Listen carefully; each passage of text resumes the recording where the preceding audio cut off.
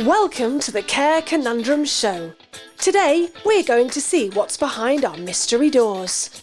Behind each door lies a different model of paying for care. Let's explore them together. Door number 1 represents our current way of paying for care. If you own a home or have savings, you might not qualify to receive any financial support from the government. While you may not qualify for support if you stay at home, if you have under a certain amount of savings, you could still qualify for some financial support, but only if you move out of your home and into a care home.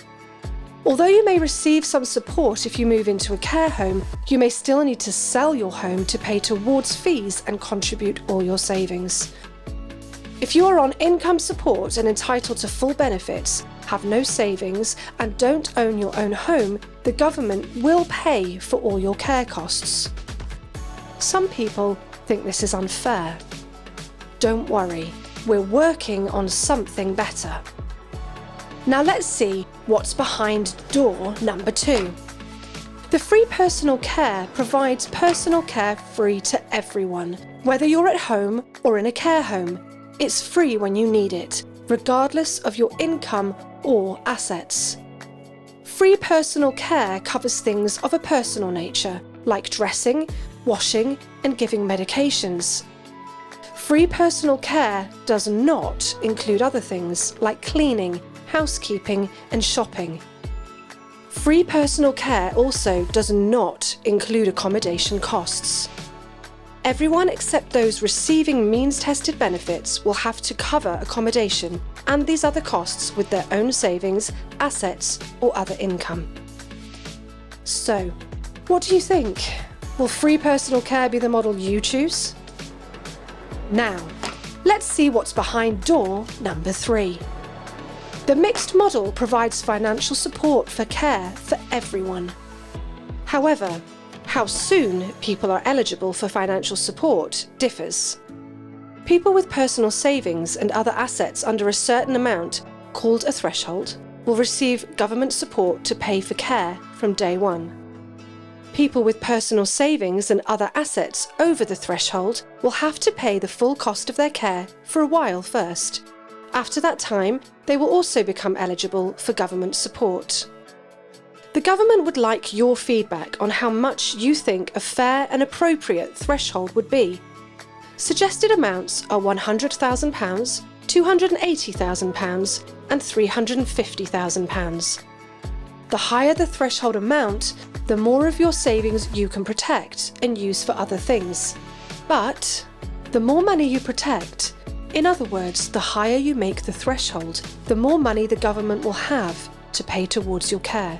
This means the more money that the government will need to raise to cover their higher portion of the care bill. So what do you think? Will the mixed model be the model you choose? Well, now you've seen all the options. Does an NHS-style free personal care model appeal to you? Or do you think people with more money should have to pay something towards their care, but not risk spending all the money they have, as promised in the mixed model? Or do you think the system should stay as it is today? Don't forget that if the government contributes more to cover care costs when you need it, they will need to find that extra money somewhere. How they find it will be up to Treasury to decide, but it could include asking you to pay more to the government to help raise those additional funds. No decisions have been made on how that money might be raised, but the way that governments raise money for new services include things like raising income tax, VAT, national insurance, or reducing how much they spend on other services. The aim of the 2 new models is to help people protect more of their savings and assets, but doing so will increase costs for the government and the public as taxpayers.